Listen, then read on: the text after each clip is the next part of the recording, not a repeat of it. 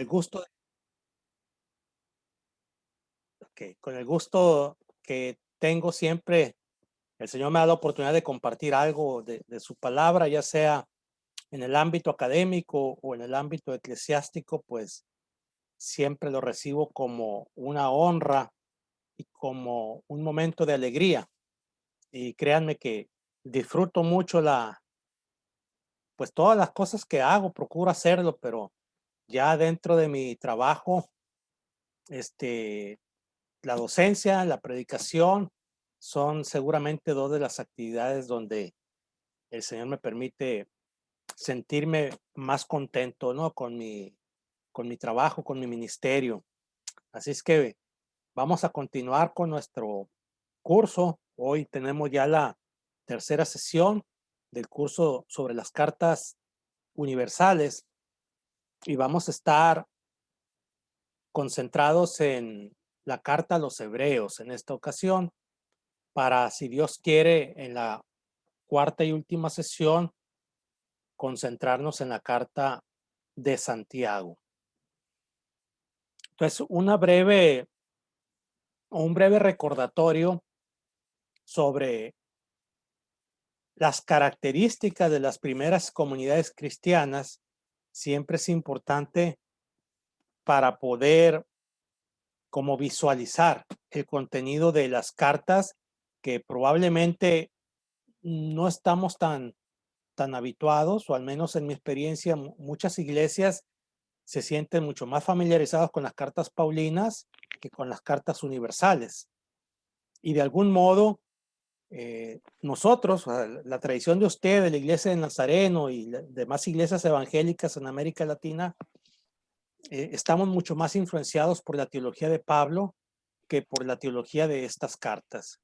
Entonces, a mí me parece una hermosa oportunidad cuando reflexionamos sobre estas cartas, porque de algún modo nos damos cuenta de que el cristianismo y la teología cristiana tienen un horizonte mucho más amplio y complejo del que probablemente en un principio nos pudimos haber imaginado. En el Nuevo Testamento, pues sabemos que hay tradiciones dominantes, como lo es en la historia del cristianismo, y dentro de estas tradiciones, pues seguramente la de Pablo es una de las más fuertes. Y gran parte de la teología evangélica y protestante está muy basada en la tradición paulina, especialmente pues el tema que durante muchos años, incluso de siglos, ha sido como el referente principal de la teología protestante, que es la justificación por la fe. Entonces, también la ética cristiana evangélica está muy determinada por el pensamiento de Pablo, la ética en general, las cartas pastorales, los consejos que da Pablo a comunidades como las de Corinto, han marcado mucho, ¿no?, la tradición protestante. Y qué decir de las iglesias pentecostales, las iglesias carismáticas e independientes. Lo que Pablo aconseja, sobre todo en Primera de los Corintios, se volvió como una especie de referente histórico, ¿no? Como un marco de comprensión a nuestras propias experiencias. A diferencia del catolicismo, ¿no? Donde el catolicismo yo creo que también tienen como su canon dentro del canon, por decirlo de algún modo, donde el documento más importante, pues en primer lugar es el Evangelio de Mateo. Y por muchos motivos, ¿no? Porque es un evangelio muy pedagógico, prácticamente el escritor es un maestro, probablemente un rabí convertido, porque está el sermón del monte de una manera mucho más amplia que en cualquier otro evangelio.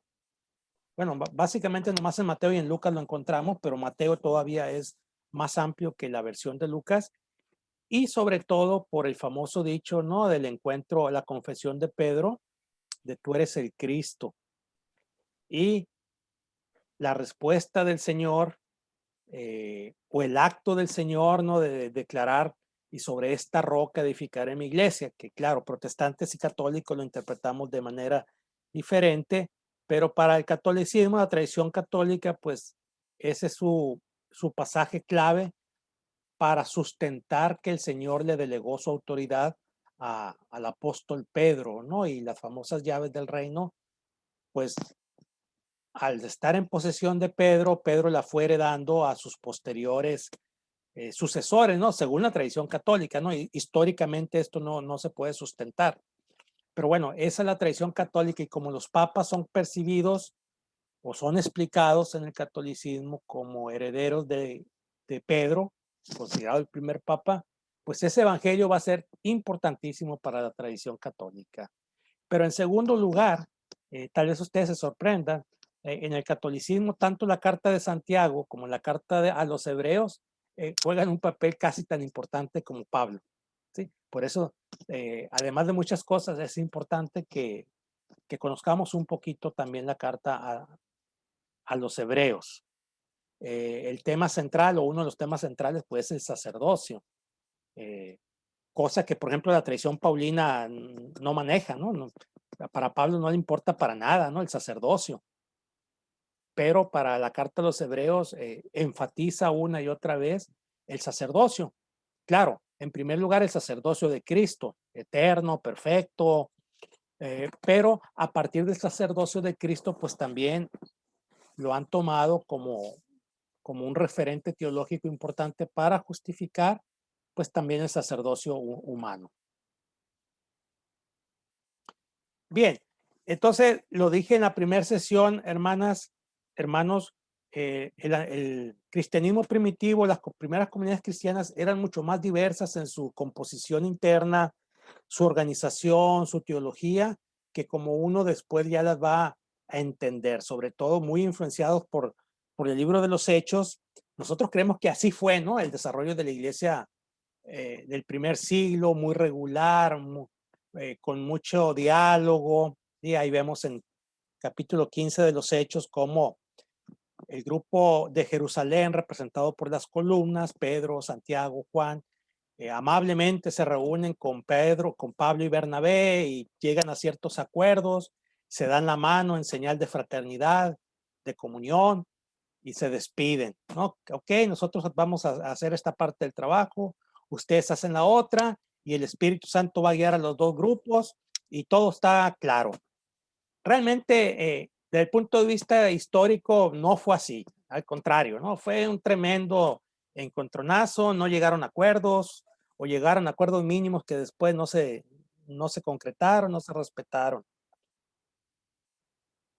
El mismo Pablo, ¿no? Por ejemplo, cuando Pablo en la carta a los Gálatas habla de este mismo encuentro, que Lucas narra así como un encuentro de hermanos, muy, muy bonito, muy fraterno.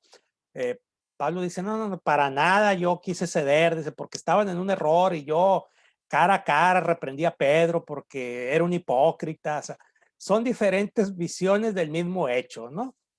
Entonces, esto, yo creo que ustedes que son profesores, profesoras de teología, de Biblia, son pastores, pastoras, pues ya no les asusta, ¿no? Pero sí es importante que los conozcamos lo mejor posible, porque en la medida en que uno domina mejor un material, un tema, mayor capacidad tiene de comunicarlo de manera sencilla, pedagógica y sobre todo con mucho amor, ¿no? A nuestras comunidades.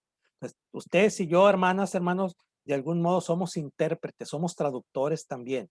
Es decir, cosas que tal vez sean muy profundas, pues nosotros estamos obligados a compartirlas con nuestras comunidades o nuestros grupos, pues de manera entendible y de manera muy pastoral, es decir, buscando que siempre la información, la sabiduría genere paz, genere crecimiento, genere certeza y no incertidumbre o dudas o demás, ¿no? Eso déjelo para nosotros. Nosotros sí tenemos que de repente entrar en crisis, pero nuestras comunidades no. Nosotros tenemos que cuidar que todo lo que compartamos siempre sea de crecimiento y de bendición.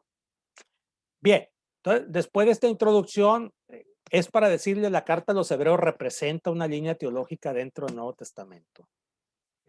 Es diferente a la visión paulina, es diferente a la visión del Evangelio de Marcos, es diferente a la visión apocalíptica y eso es bueno. ¿Por qué?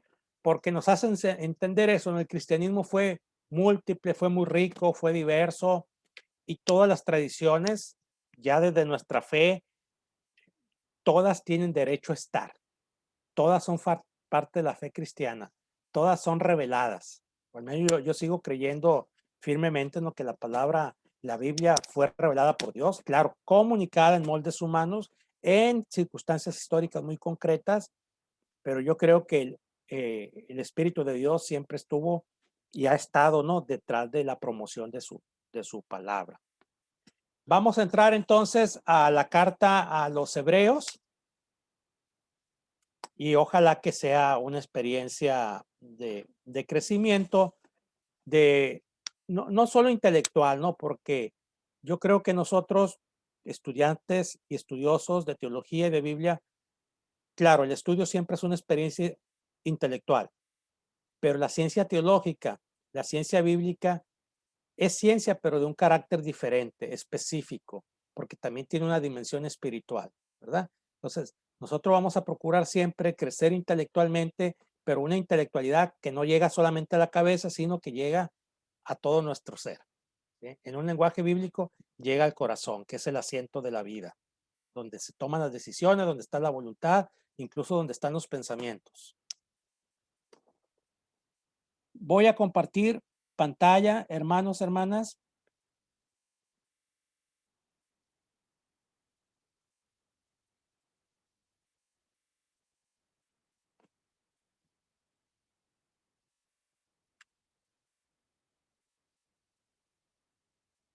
Ahora sí. Bueno, estamos aquí en, en la página de presentación, nuestro curso Cartas Universales, hoy la sesión 3, dedicada a la carta a los Hebreos. Y empiezo con una pregunta, disculpe, está muy grande la letra, ¿no? Pero algo se aprecia de la imagen de fondo. ¿Qué imagen representa?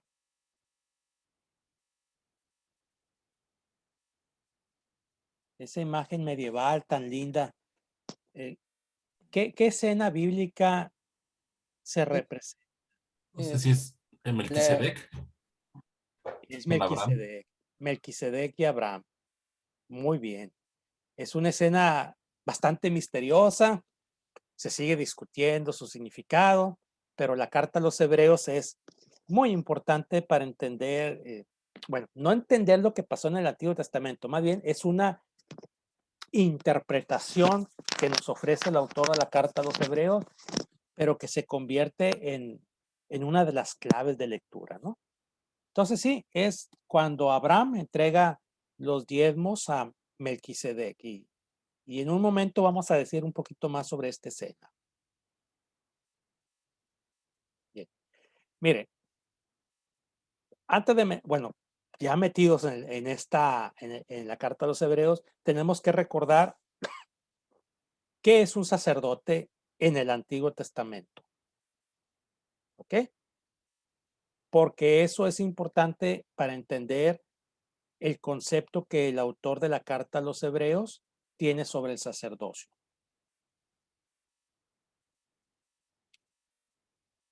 Bueno, en el Antiguo Testamento, dentro del grupo sacerdotal, pues sabemos que siempre había, o bueno, no siempre, pero durante la última etapa, los últimos siglos, hasta el tiempo de Jesús, o sea, del nacimiento de la iglesia, dentro de la casta sacerdotal había un sumo sacerdote, es decir, un sacerdote principal y la función, valga la redundancia, principal de este sacerdote era representar al pueblo ante Dios.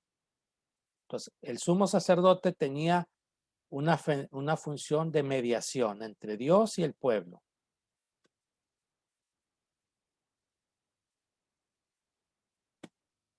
La función de un sacerdote era consagrar. La palabra consagrar significa hacer sacro, hacer sagrado. Y a su vez la palabra sagrado significa algo apartado. Entonces, cuando algo se sacraliza es algo que es común, se vuelve especial, se aparta para una tarea específica. Entonces, en el Antiguo Testamento vemos que se aparta una tribu, por ejemplo, se aparta la tribu de Leví para una función específica con frecuencia se aparta a una tribu, perdón, a una familia dentro de una tribu, o se aparta a una persona también para una tarea específica, para ser rey, para hacer alguna tarea específica, ¿no? Pero también se apartan animales para el sacrificio. Entonces, la palabra consagrar vamos a relacionarlas básicamente con el concepto de apartar de lo común, de lo cotidiano, dijéramos en lenguaje moderno, del ámbito profano, lo sacamos y lo ponemos en el ámbito de lo sagrado, o va a servir a lo sagrado. Y eso lo hacía el sacerdote, ¿no? Y muy relacionado con lo anterior, la otra función sacerdotal era el sacrificio.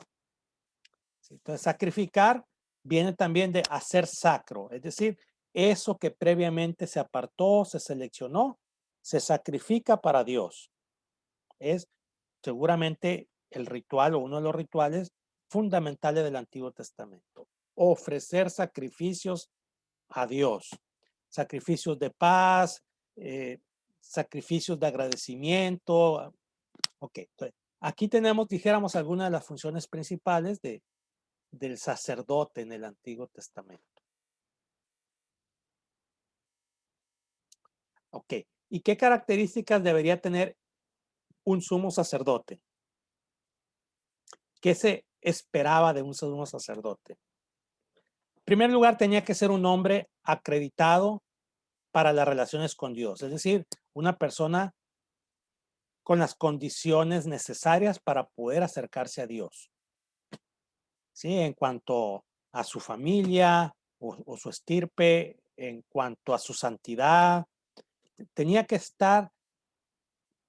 tener un mínimo de condiciones para poder llegar primero al sacerdocio y posteriormente pues al sumo sacerdocio. Y esto es muy importante y el Antiguo Testamento lo dice una y otra vez, sobre todo en el Deuteronomio, en el Levítico, en los Números. Un sacerdote tenía que ser misericordioso, tenía que sentir empatía, capacidad de amar, de sentir eso, ¿no? Misericordia, preocupación por las necesidades. Ok, hay otras exigencias, ¿no? Pero estas son fundamentales. Tener las condiciones para hacerlo y sobre todo la interior es sentir misericordia. Ahora, para que nosotros podamos entender este sacerdocio, a cómo lo explica la carta a los hebreos o cómo lo interpreta, vamos a recordar que el método tipológico es muy importante en el Nuevo Testamento y especialmente en la carta a los hebreos. El método que utiliza el autor de esta carta para entender el Antiguo Testamento es el tipológico. ¿Sí? Es decir, ver en el Nuevo Testamento cumplimientos que habían sido anunciados en el Antiguo. A este procedimiento se le llama interpretación tipológica. Quiere decir, en el Antiguo Testamento aparecen tipos, pero lo que estos tipos de tipología hacen es anunciar algo que va a venir más adelante en el Nuevo Testamento. Por ejemplo, el paso del Mar Rojo, pues anunciaba tal vez, era un tipo del bautismo. ¿Ok? O cuando se levantaban cuando había que mirar hacia el cielo para obtener sanidad de la mordedura de serpiente, pues es mirar hacia la cruz. El diluvio universal, pues también podía ser interpretado como tipológicamente como el fin del mundo en el nuevo. Y así hay muchísimos tipos, ¿no? Que lo que se ve en el Antiguo Testamento es como un anuncio que los autores del Nuevo Testamento empezaron a ver en Jesús, el Mesías o el profeta perfecto y una serie de cosas. Cuando llegó Jesús, lo entendieron tipológicamente, ¿no? Por ejemplo, Jonás, los 3 días y 3 noches en el vientre del gran pez, Bueno, pensaron que era un tipo de lo que iba a ser Jesús entre el viernes de crucifixión y el domingo de resurrección, etcétera, ¿no? Entonces, tenemos que entender que este es el método más importante de este autor, pues para entender como el sentido de su carta, de la carta a los hebreos. Bueno, aquí tenemos los 10 mandamientos. Las instituciones antiguas eran solamente una figuración de las nuevas. Entonces, el sacerdocio del Antiguo Testamento batallaron ellos mucho para decir, bueno, ¿y para qué nos sirvió el sacerdocio antiguo en el Nuevo? Y eso se convirtió, hermanas y hermanos, en una pregunta muy candente, a la cual el autor a la carta a los hebreos quiere dar una explicación. Ya no hay sacerdocio, o si hay sacerdocio, ¿quién es el sacerdote? Si una de las funciones del sacerdote era establecer sacrificios, quiere decir que los cristianos tenemos que seguir sacrificando. Ese tipo de preguntas parece que estaban muy presentes, ¿no? En la comunidad a la que se escribe la carta a los hebreos. Entonces, una de las respuestas, o tal vez la respuesta más importante que dio el autor de Hebreos, es que sí hay un sacerdocio. O sea, la iglesia sí tiene un sacerdocio, vive un sacerdocio, sí tiene un sumo sacerdote, pero este sumo sacerdote ya no es humano, sino que Jesucristo es ahora nuestro sumo sacerdote.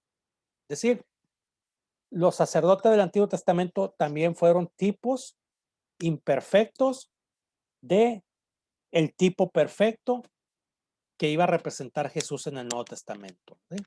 Pero se dan cuenta cómo este método tipológico pues fue importantísimo para poder explicar muchas cosas en el Nuevo Testamento.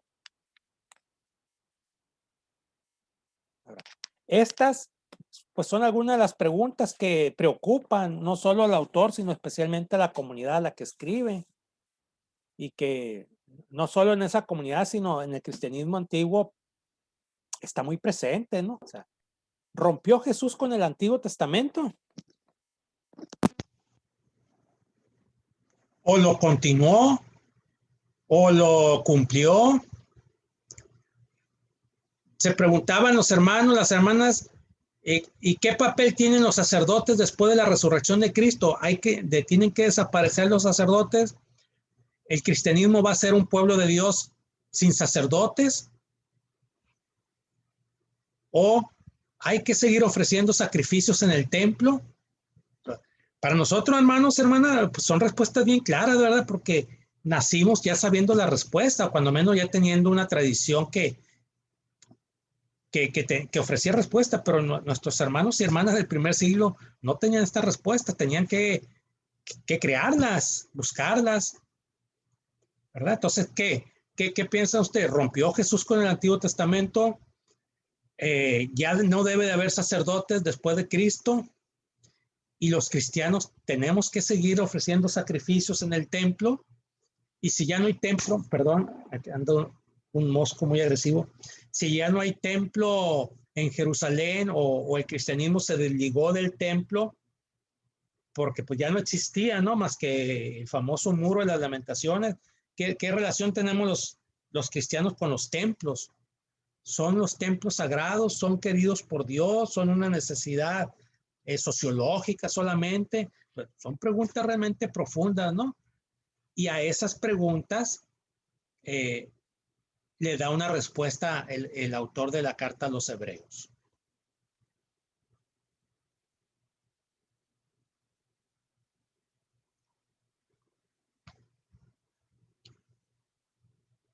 Para el autor, pues la mediación sacerdotal definitiva del Antiguo Testamento, que básicamente era la expiación, había sido una experiencia fallida. El autor, que era un judío convertido al cristianismo, que conocía muy bien el Antiguo Testamento, su conclusión es: la función sacerdotal del Antiguo Testamento fracasó. porque no pudo lograr una expiación de los pecados. Y si esa era su función, llevar a la expiación, y esta no se cumplió o se cumplió de una manera parcial solamente, pues el sacerdocio del Antiguo Testamento hay que considerarlo una experiencia fallida. Entonces empieza a partir de explicar que con Cristo hay un nuevo sacerdocio. O sea, yo me imagino que los hermanos y las hermanas le preguntaban a sus pastores, a sus líderes, ya no tenemos sacerdotes. Imagínense, los judíos que se convirtieron al cristianismo de repente ya no tienen sacerdotes. Toda su vida y sus padres, sus abuelos, sus bisabuelos habían tenido un profundo respeto por el sacerdocio, ya no tienen sacerdotes. Entonces el autor le dice, no, sí tenemos Cristo, pero es un único sacerdote. Ya no tenemos muchos sacerdotes, sino un único sacerdote. Y este sacerdote no solo es la persona de Cristo, porque él, además de ser el sacerdote, él es el altar. Él mismo es la ofrenda, se ofreció a sí mismo. Él mismo es el templo, ¿verdad? Donde se da el encuentro entre Dios y el ser humano en el cuerpo de Cristo, ¿no? En el cuerpo crucificado y resucitado de Cristo. Entonces, es una respuesta, hermanos, hermanas, brillante, profundamente espiritual, muy, muy profunda, ¿no? O sea, ya no hay sacerdotes, pero sí tenemos un último y sumo sacerdote que todo lo imperfecto lo asumió, lo superó y lo transformó en perfecto. Entonces tenemos un Cristo que es perfecto, un sacerdote perfecto, pues un altar, una ofrenda y un templo perfectos, pero en Cristo, no en Jerusalén ni en ningún otro lugar. ¿Sí? Un sacerdote que sana, que no pide sacrificios, más que el corazón contrito. Ok.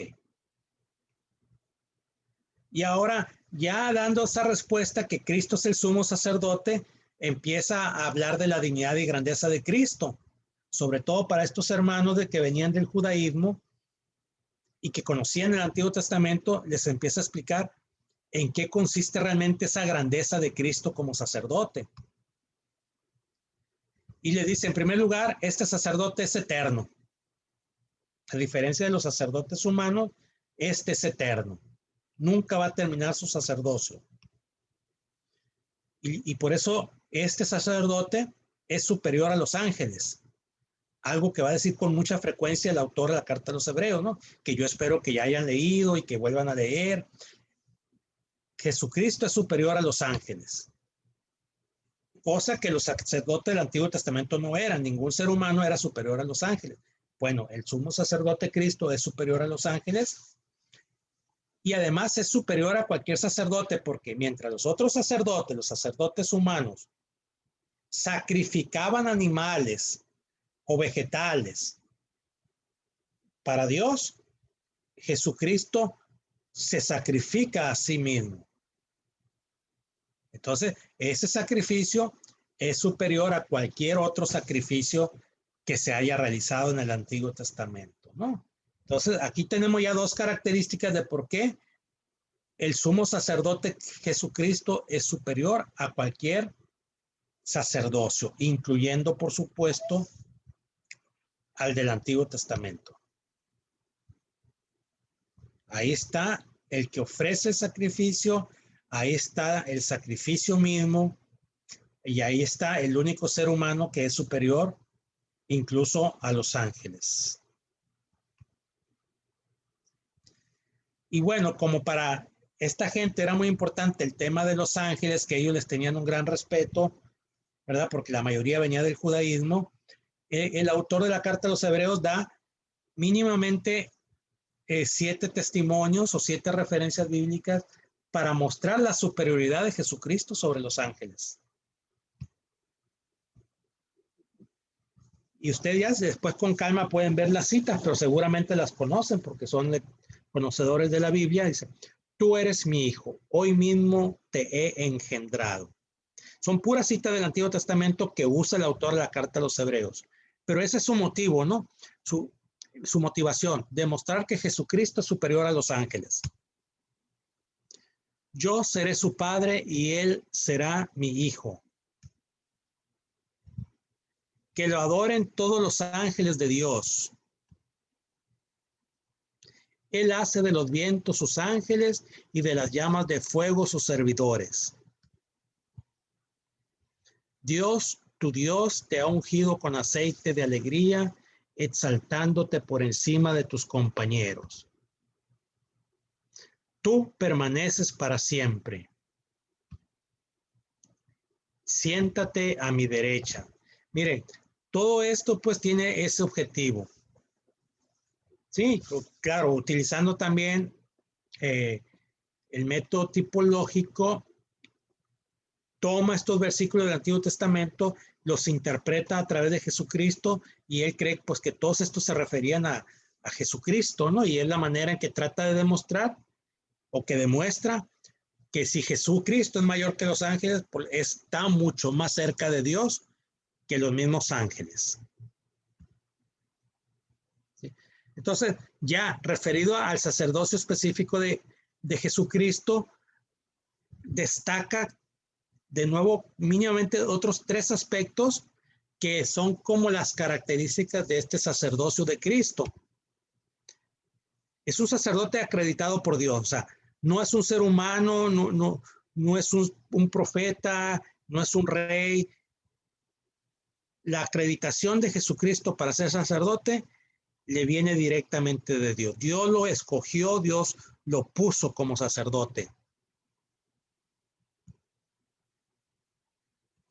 La otra característica es que ese sacerdote va a dar el reposo que Dios prometió a su pueblo.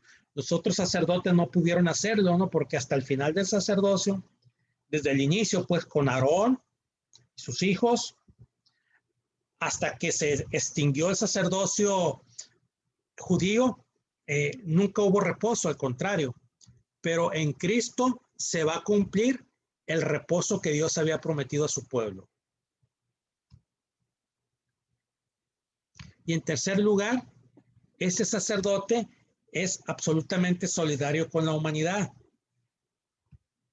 Y su máxima prueba de solidaridad, según el autor de la carta a los Hebreos, pues ustedes ya se la están imaginando, hermano, ¿verdad? La están sintiendo en su corazón. Su máxima prueba de solidaridad con el ser humano, pues se dio en el sacrificio en la cruz. ¿Por qué? Porque creemos que en la cruz él cargó con nuestro pecado, cargó con nuestras enfermedades, etcétera. Entonces, los demás sacerdotes ofrecían sacrificios, pedían, intercedían, pero este sacerdote que es Jesucristo, él mismo se convierte en la víctima, se convierte pues en el descanso para el pueblo de Dios, ¿no? Entonces, se dan cuenta cómo el autor de una manera magistral y trabajando el Antiguo Testamento va demostrando qué tipo de sacerdocio es el de Jesucristo y por qué es superior a cualquier otro sacerdocio.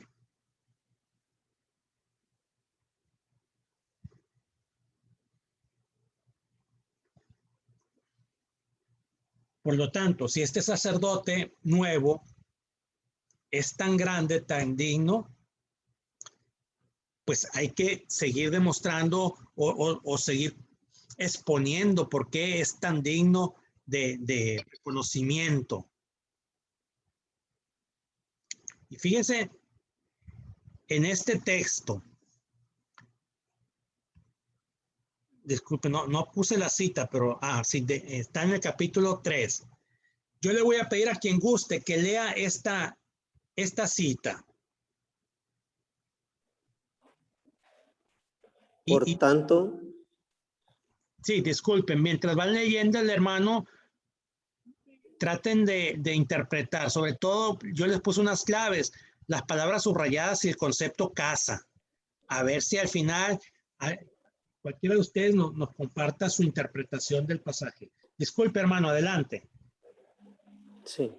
Por tanto, hermanos santos, participantes del llamamiento celestial, considerad al apóstol y sumo sacerdote de nuestra profesión, Cristo, disculpe, hermano, no sé si estamos en la misma página. Aquí hay mi cita, dice, de hecho, Jesús ha sido estimado digno.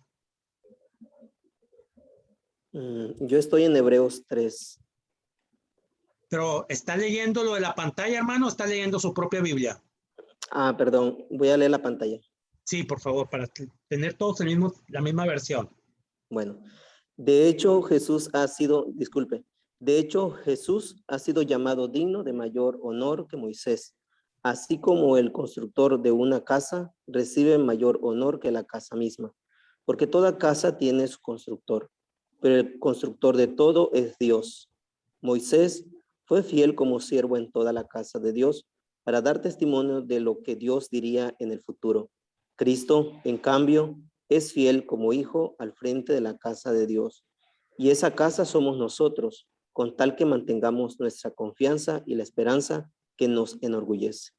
Muy bien, gracias. Hermanas, hermanos, ¿cuál cree que sea la intención del autor con este pasaje? Hablar de Moisés, de Cristo y de la casa de Dios.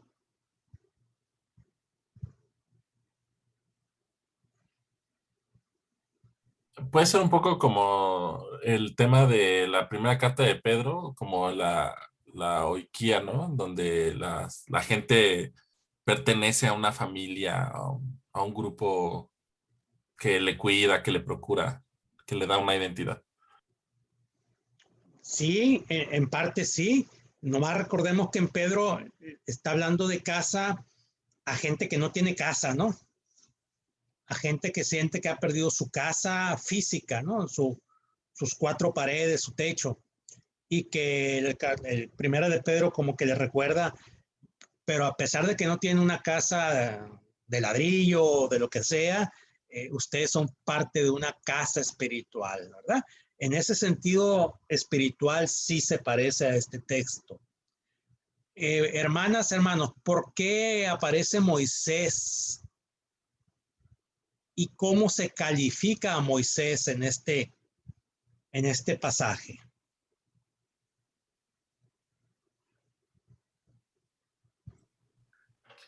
Digamos que Moisés fue como un guía.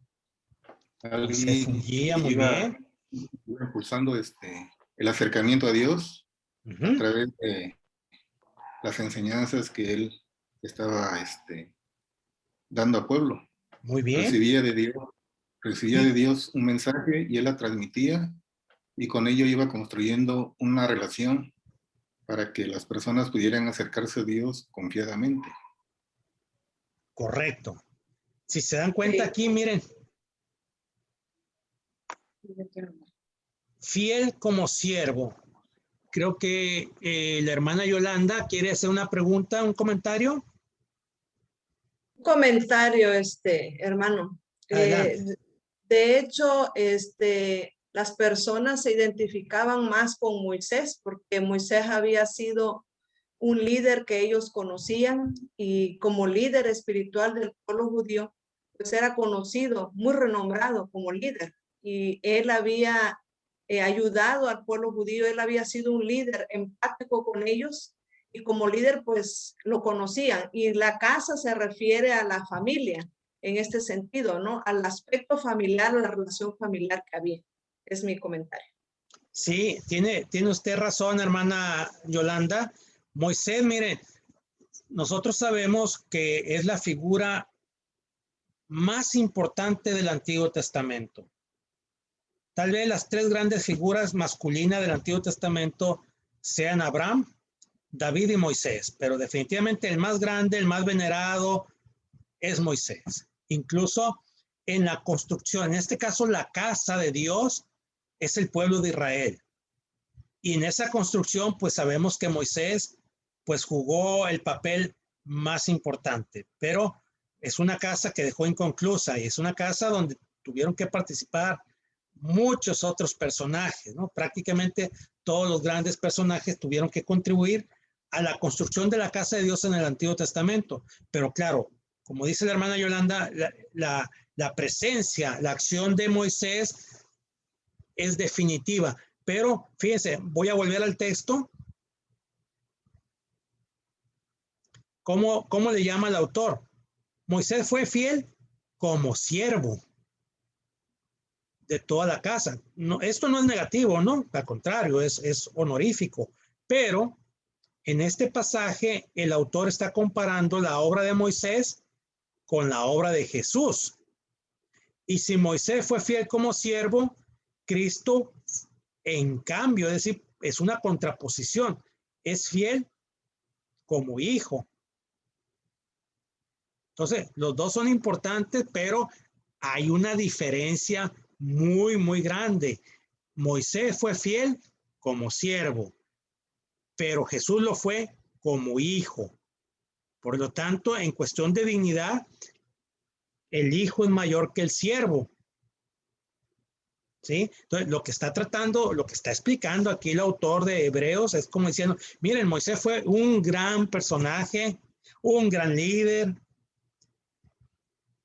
pero más grande que Moisés, ni David, ni Abraham, ni Jacob. El único que puede ser más grande que el mismo Moisés es el Hijo, Cristo.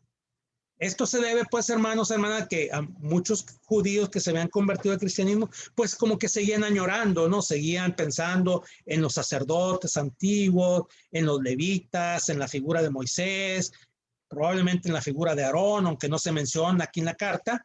Entonces, el autor de la carta de los Hebreos dice, todos ellos contribuyeron a construir la casa, todos ellos fueron siervos, pero ninguno fue hijo, ¿verdad? Entonces sabemos que el hijo siempre es mayor que el siervo. Y es lo que está tratando de demostrar aquí, o de explicar, más que demostrar, de explicar aquí el autor. Por eso, desde el inicio, fíjense cómo deja muy claro, Jesús ha sido estimado digno de mayor honor que Moisés. ¿Ok? Entonces, fíjense la lógica que está siguiendo el autor. No desprecia a Moisés, al contrario, ¿no? Lo exalta, pero sobre Moisés está Cristo. Lo mismo que con los ángeles, no desprecia a los ángeles, al contrario, pero dice, más grande que los ángeles, que son las figuras más cercanas a Dios, está el Hijo. Y esto, hermanos, hermanas, lo está haciendo el autor, pues para enfatizar, para reforzar esa enseñanza de la grandeza del sacerdocio de Cristo, pues más grande que Moisés, más grande que los ángeles. ¿Quién puede tener esos atributos?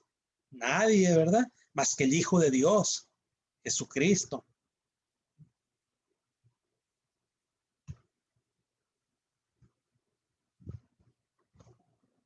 Sí, hermano Miguel Ángel, le escuchamos.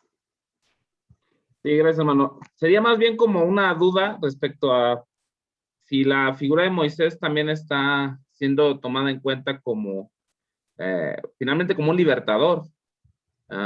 Si hay una comparación en ese sentido de aquel por quien Dios trajo libertad al pueblo para después otorgarles la tierra, ¿no? Y un guía en tanto que llegaban a aquel lugar. Entonces, no sé si haya también, digamos, una referencia a esto, a esta misma función, porque al final había como el anhelo de que el Mesías fuera algo así, ¿no? Un caudillo, alguien que derrocara al gobierno y los pusiera en la condición social, política que ellos esperaban, no solamente a alguien que les enseñara cosas. No sé si eso está presente también en la idea de dignificar a Cristo, comparándolo con Moisés. Es más bien una pregunta. Sí, muy, muy interesante su pregunta, hermano Miguel Ángel.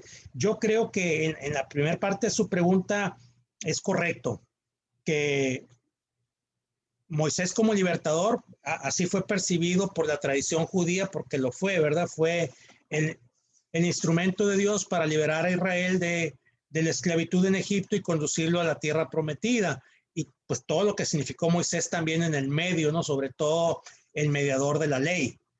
Pero recordemos el final de Moisés. Al final no pudo entrar a la tierra prometida.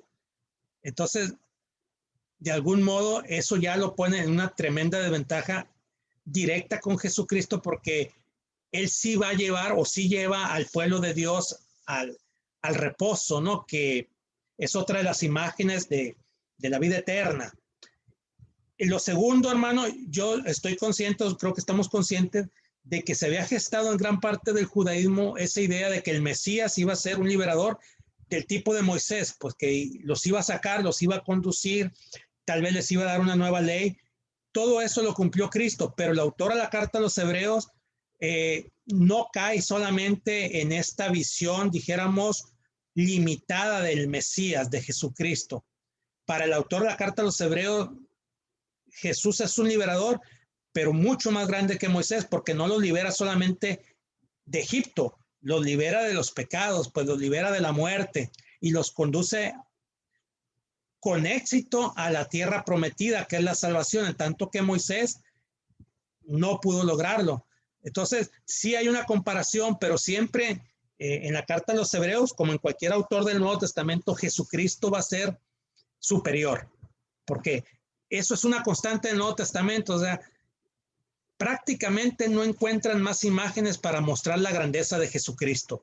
Lo hacen con diferentes recursos, capacidades, fuentes, pero Pablo, Juan, el autor de la carta a los hebreos, todos, Jesucristo es lo máximo, ¿no? Y hay un gran esfuerzo por mostrar esa grandeza. El autor de la carta a los hebreos lo hace desde su sacerdocio, porque era un tema que preocupaba mucho a los hermanos y a las hermanas de su comunidad. ¿Qué pasa? Ya no hay sacerdotes. No, sí hay, pero nada más hay uno, pero tiene estas características, diferente a Aarón, diferente a Moisés, diferente a cualquier sacerdote humano, ¿no? Entonces, es por ahí, hermano. El autor de la carta a los hebreos no espera un Mesías político como el resto o gran parte del judaísmo, sino reconoció que este Mesías o este sumo sacerdote superaba cualquier condición humana. Era absolutamente divino, ¿verdad? Bien, gracias, hermano Miguel Ángel. Creo que el hermano Toledo también quería participar, ¿eh?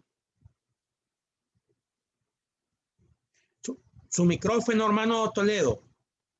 Sí, perdón. Dado que los creyentes son considerados hijos de Dios, entonces puedo entender que puede haber una mejor relación si pensamos que Jesús como hijo puede orientarnos mejor acerca de cómo vencer el pecado. Entonces se hace un líder mejor que Moisés en ese sentido, ¿no? Porque Moisés, de alguna manera, aunque fue un ejemplo de compromiso y de fidelidad al mantenerse fiel a Dios durante todo el peregrinaje en el desierto, tenía sus limitaciones como ser humano en la lucha con el pecado. Entonces, nosotros como creyentes, siendo hijos de Dios, pudiéramos inspirarnos mejor teniendo de ejemplo a alguien que está en calidad de hijo y que venció el pecado y no tuvo relación con él, ¿no? Para que nuestra confianza sea hacia él mejor, ¿no? Que con los ejemplos del Antiguo Testamento. Sí, el título de hijo aplicado a Cristo y aplicado a los cristianos, pues sí nos pone en cierto sentido en una condición muy elevada, ¿no? Porque nos pone en condición de fraternidad también con Jesucristo, aunque otros autores del Nuevo Testamento pues también utilizan estas palabras, ¿no? Sobre todo Pablo, donde dice que la nueva categoría que tenemos los creyentes es el de hijos e hijas de Dios, nos ha hecho dignos de portar el título. Entonces yo creo que el autor de la carta a los hebreos, hermano Toledo, también va por ahí su discurso. De Moisés no somos hermanos nosotros, ¿no? Él es siervo. Podemos ser consiervos cuando mucho, pero con Jesucristo podemos ser hermanos porque Él mismo nos pone en condiciones de filiación con Dios, nos da esa categoría, ¿no? Entonces, de algún modo, sí, somos hermanos de Jesucristo. Y muchas gracias, hermano Toledo. No sé si hay otro comentario antes de volver a la exposición, mis hermanas, hermanos. Bien, continuamos.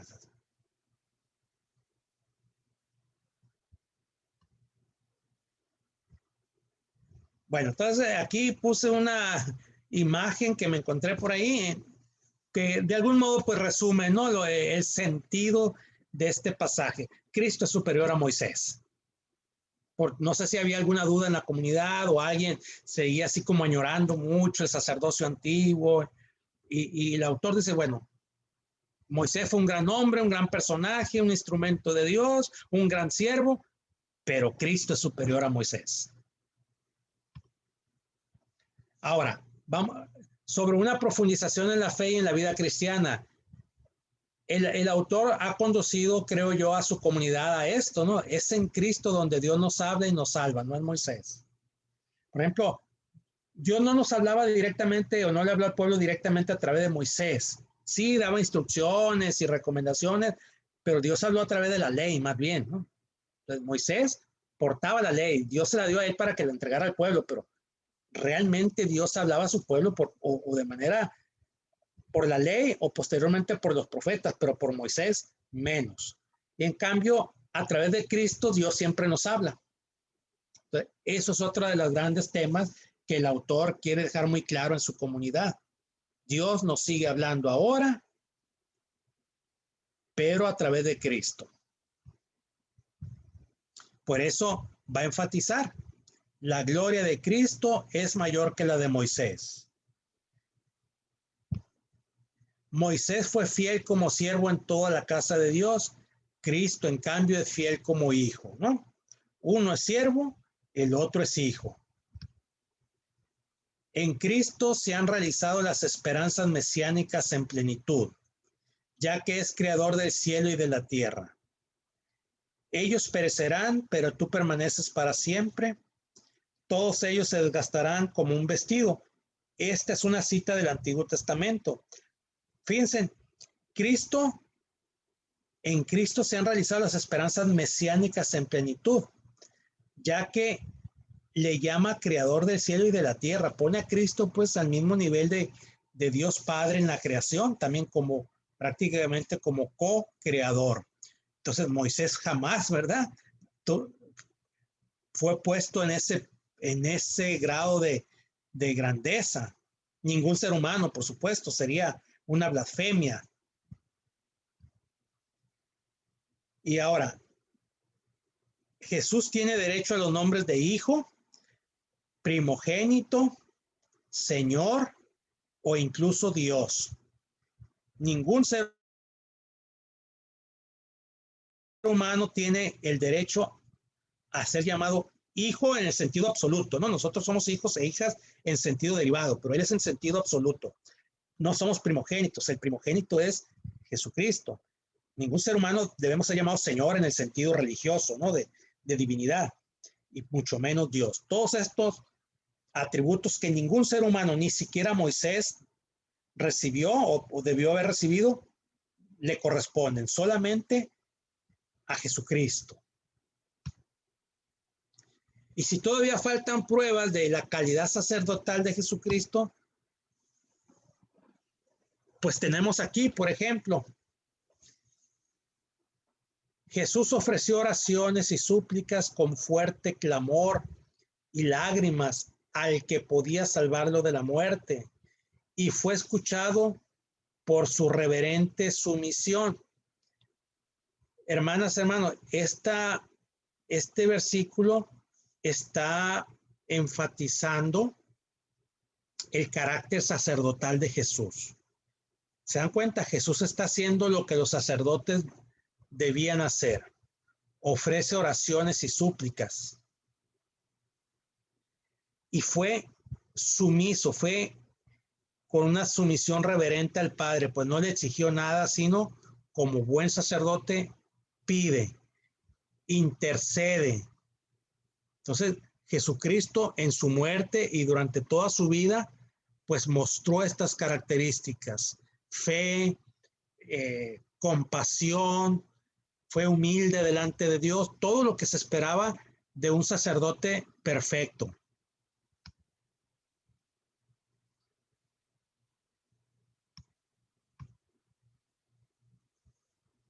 Y acá, miren, la ofrenda obediente de Cristo le convirtió en sumo sacerdote perfecto. Y aquí es donde va a entrar el tema de Melquisedec. Y yo le pido a quien guste que lea el texto, por favor, aquí en pantalla. Aunque era hijo, mediante el sufrimiento, aprendió a obedecer y, consumada su perfección, llegó a ser autor de salvación eterna para todos los que le obedecen. Y Dios lo nombró sumo sacerdote según el orden de Melquisedec. Muy bien. Fíjense, bueno, aquí hay dos aspectos. El primero lo voy a mencionar muy rápido nada más para que no se nos escape. Aunque era hijo, tuvo que aprender, ¿no? Y aprendió a través del sufrimiento. Aprendió a obedecer. Pero eso en Cristo lo llevó a la perfección. En ningún otro ser humano, ¿no? Nos puede llevar al mejoramiento, a la sensibilización, a lo que sea, pero en Cristo lo llevó a la perfección. Y esa perfección fue lo que le puso en posibilidad de ser el autor de nuestra eterna salvación. Si Cristo no hubiera sido perfecto, no hubiera podido salvarnos. ¿Ok? Entonces, su perfección fue lo que le posibilitó para ser el salvador de los creyentes. Y Dios lo nombró sumo sacerdote, pero ¿en qué se va a diferenciar el sumo sacerdocio de Cristo del sumo sacerdocio de los seres humanos? Bueno, es que el orden de Cristo es diferente. Él es de acuerdo a la orden de Melquisedec. Y aquí, bueno, este es un tema que por siglos se ha debatido, qué significa y todo. Yo nada más le voy a hacer un breve resumen para mostrarles en qué está el estado de la discusión teológica. ¿Qué significa que Cristo sea sacerdote según el orden de Melquisedec? Y bueno, tal vez algunos no tengan muy presente esta escena, pero Melquisedec es un personaje muy misterioso que aparece en el Génesis 14 y un poquito más adelante también. Y yo quiero que volvamos a leer la historia por el caso de que hace rato que no la hayan leído, escuchado, pues la podamos recordar, ¿no? Así es que también invito a quien guste que nos lea este pasaje, ¿no? Es de Génesis 14 para recordar quién fue Melquisedec. Sí, le voy a dar lectura. Gracias. Cuando Abraham volvía de derrotar a quedar, no lo probé bien, hermano. Kedor Loamer. Así. Y a los reyes que estaban con él, el rey de Sodoma salió a un encuentro en el valle de Sirve, es decir, en el valle del rey. Y Melquisedec, rey de Salem y sacerdote del Dios Altísimo, le ofreció, no veo clara la letra, pan y vino. Luego bendijo a Abraham con estas palabras: el Dios Altísimo, creador del cielo y de la tierra, bendiga a Abraham. Bendito sea el Dios Altísimo, que entregó en tus manos a tus enemigos. Entonces Abraham le dio el diezmo de todo. Muy bien. Tenemos dos grandes personajes, uno muy conocido, ¿verdad? Abraham. Y tenemos uno muy misterioso, pero ya desde el nombre, si nos vamos al original, hermanos, hermanas, Melqui viene de Melca, que significa rey en hebreo, y Sedec, Sadoc, tiene que ver con justicia. Entonces, de una manera muy literal podemos decir que Melquisedec significa el rey de justicia. Y ese rey se va a encontrar a Abraham. Pero no fue un encuentro casual, no, hay una búsqueda. Y no solamente Abraham, que es el gran personaje en ese momento del Génesis, le va a ofrecer pan y vino, ¿no? Viene de una batalla, está cansado, está agotado. De algún modo, Melquisedec bendice a Abraham. Y lo bendice de una manera muy bella, en nombre del Dios Altísimo. Y entonces Abraham responde, ¿cómo? Dándole el diezmo de todo, ¿no? En aquel entonces, cuando había una guerra, prácticamente todo el botín era del vencedor. Entonces, de ese botín que fue muy, muy rico, Abraham le dio el diezmo de todo a el rey de justicia. Ahora, como no sabemos el origen de este rey, No sabemos qué lo motivó. Se especuló dentro del judaísmo y después los primeros grandes teólogos cristianos retomaron la idea de que fue Dios quien envió al rey de justicia a Abraham.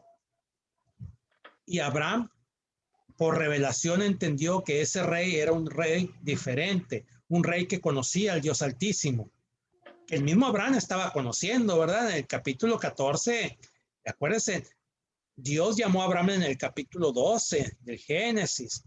Apenas Abraham todavía está en los primeros pasos con Dios. De algún modo, Abraham se ve fortalecido en su fe en el Dios Altísimo gracias a la palabra de Melquisedec, ¿sí? El rey de justicia. Entonces, se ha especulado tanto entre los sabios judíos como entre los primeros teólogos cristianos que fueron dos grandes hombres que recibieron la revelación de Dios. Dios los lleva al encuentro y a lo que significa el encuentro.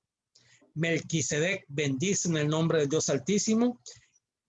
Esto va a generar en Abraham que su fe en el Dios Altísimo se fortalezca y Abraham responde como Dios espera que van a responder todos sus grandes siervos en el futuro, dándole a ese rey que probablemente también representa a Dios el diezmo de todo. Es decir, reconoce que su riqueza, su vida, la bendición viene de Dios y regresa a Dios o muestra esa gratitud a Dios.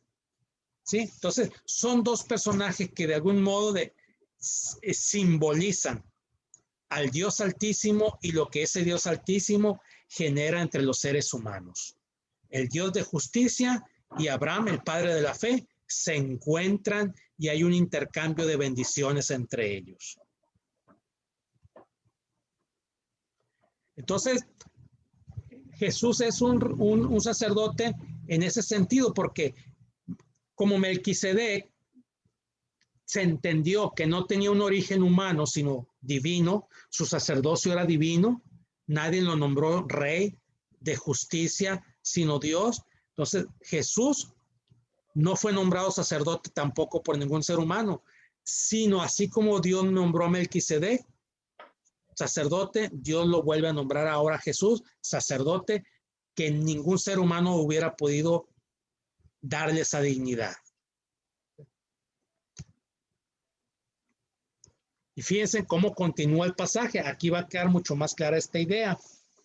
Alguien que la lea, por favor.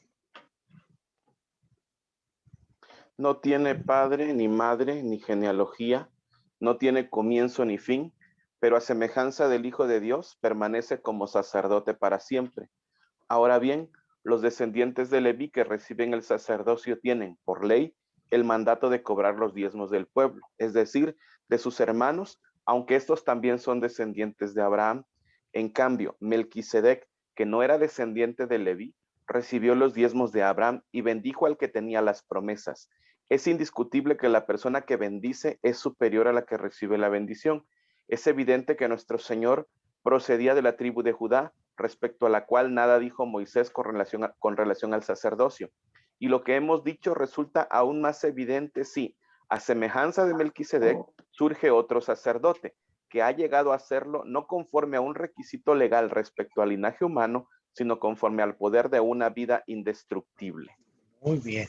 Esta es la interpretación, hermanos, hermanas, ¿verdad?, del autor de la carta a los Hebreos, para seguir mostrando que el sacerdocio de Cristo es más grande que cualquier sacerdocio. ¿Por qué?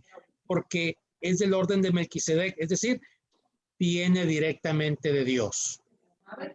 En cambio, el sacerdocio judío tenía características humanas, ¿no? Tenía que venir de la tribu de Leví, por ejemplo, y cobraba los diezmos a los hermanos, los cobraba, pues no los recibía de manera voluntaria, era como un mandato, cobrar. Ahora, ¿quién es mayor, el que da o el que recibe? El mayor es el que recibe. ¿Sí? Dice, nuestro Señor procedía de la tribu de Judá, es cierto, pero desde lo humano. Pero no fue un sacerdote de acuerdo a las leyes levíticas, pues, sino de acuerdo a una ley superior, la ley de Dios, es decir, donde las leyes humanas quedan suprimidas o quedan superadas. Por eso dice que Jesucristo llegó a ser sacerdote, sumo sacerdote, no conforme a un requisito legal respecto al linaje humano, es decir, no porque viniera de la tribu de Judá, no importa que no hubiera sido levita, esas son condiciones humanas para el autor de la carta de los Hebreos. Jesucristo es sumo sacerdote de un orden superior, directamente de Dios, que supera cualquier condicionamiento humano, ¿no? Por eso, ¿qué es lo que lo hizo sumo sacerdote? Dice, conforme al poder de una vida indestructible.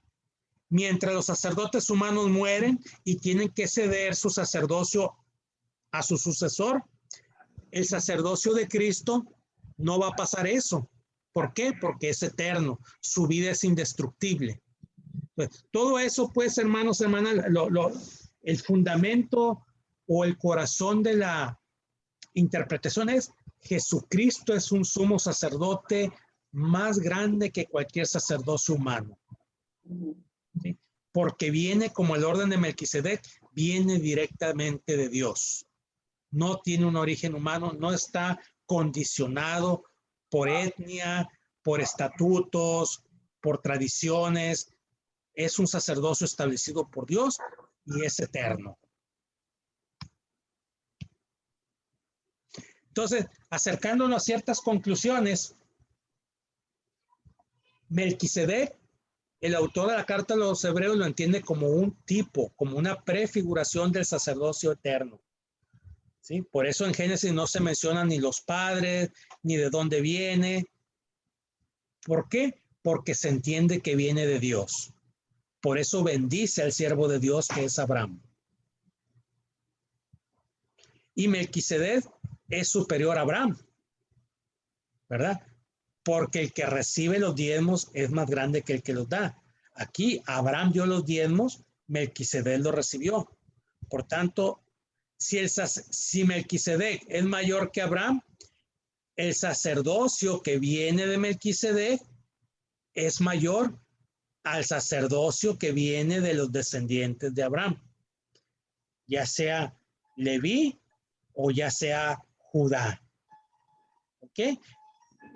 Nos puede parecer una lógica un tanto rara, un tanto rebuscada, pero esa es la lógica, ¿verdad?, de los pensadores del primer siglo, ¿no?, que vienen del judaísmo y se convirtieron al cristianismo. Pero esto es lo fundamental. Melquisedec prefigura el sacerdocio eterno de Cristo, y Melquisedec, el sacerdocio que viene de Melquisedec, es superior al sacerdocio que va a venir por los descendientes de Abraham, ya sea judaico o ya sea levítico. Esta es otra hermosa pintura donde vemos en la entrega de los diezmos, y acá como un poquito en medio escondidito está como Dios inspirando la escena y vigilando que todo camine de acuerdo a su voluntad, ¿no? Me parece una pintura muy, muy linda. Y hermanas, hermanos, ¿qué consecuencias hay de que Cristo sea ahora nuestro sumo sacerdote?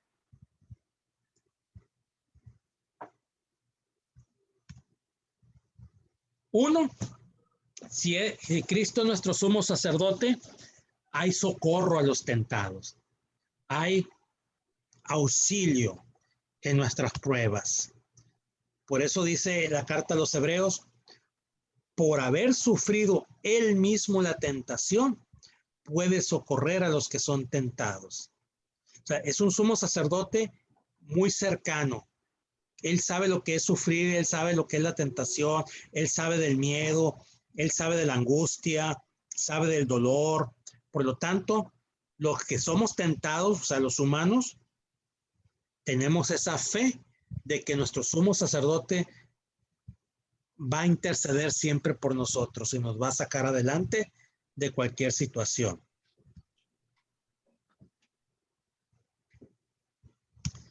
Otra consecuencia es que ahora todos tenemos acceso al trono de la gracia, como lo dice la carta a los Hebreos, ¿verdad?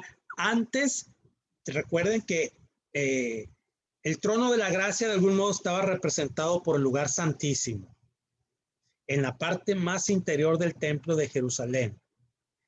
Y ustedes saben que el lugar santísimo, pues solamente podía acceder el sumo sacerdote una sola vez en el año y después de un largo y complicado proceso de santificación. ¿Sí? Él lo podía hacer, pero lo hacía en su función de sumo sacerdote, es decir, no como individuo, sino como representante del pueblo. Y la gente que se quedaba afuera, o sea, todo el pueblo, pues se quedaba temblando, llenos de pavor. ¿Por qué? Porque se creía que si el sacerdote, el sumo sacerdote, no iba en perfecto estado de pureza y de santificación, iba a morir en el encuentro. Pero no iba a morir como persona solamente, sino que de algún modo significaba la muerte del pueblo. Así que había mucho miedo.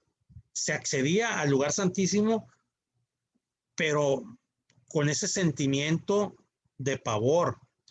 Pero ahora, con este nuevo y último sumo sacerdote, dice el autor, así que acerquémonos confiadamente, no con miedo, ahora con confianza al trono de la gracia para recibir misericordia y hallar la gracia que nos ayude en el momento que más la necesitemos.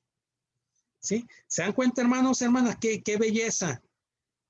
Mientras el antiguo sacerdocio se acercaba al trono lleno de miedo, en el nuevo sacerdocio que es Jesucristo, hay que ir con absoluta confianza, porque no hay castigo, pues al contrario, uno va al trono y de ahí lo que se recibe es misericordia y gracia. Nunca castigo, nunca muerte.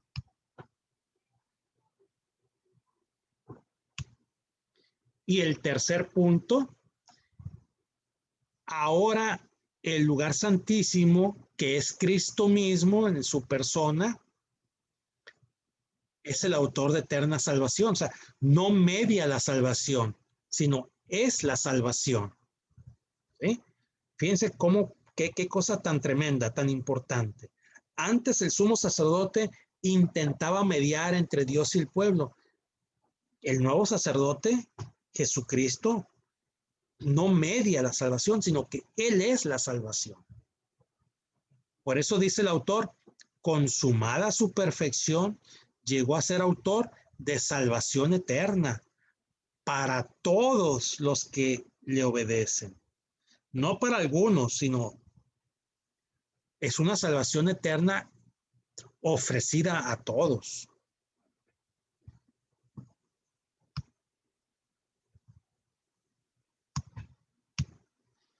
En cuarto lugar,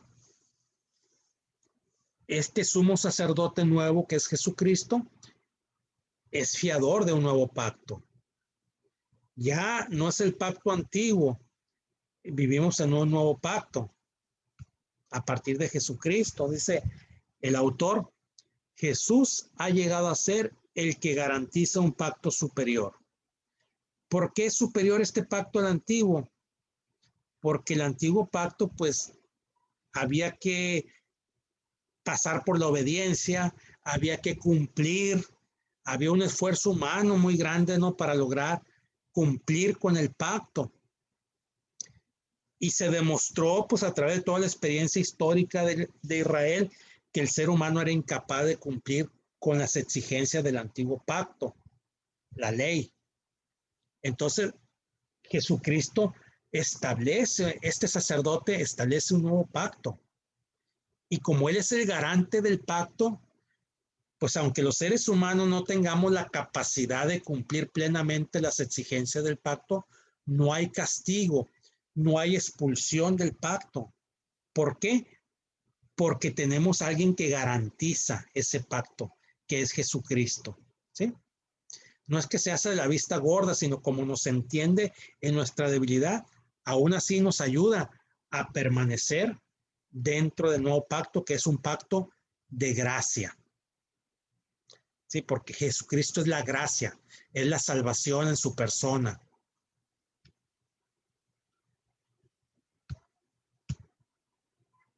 Y en quinto lugar, este sumo sacerdote nos abrió el camino al lugar santísimo. Acuérdense lo que les acabo de mencionar, ¿no? El lugar santísimo exclusivo para el sumo sacerdote una vez al año. Ahora todos tenemos acceso, todos y todas, pues a este lugar. Dice el autor, tenemos plena libertad para entrar en el lugar santísimo por el camino nuevo y vivo que Él nos ha abierto a través de la cortina, es decir, a través de su cuerpo.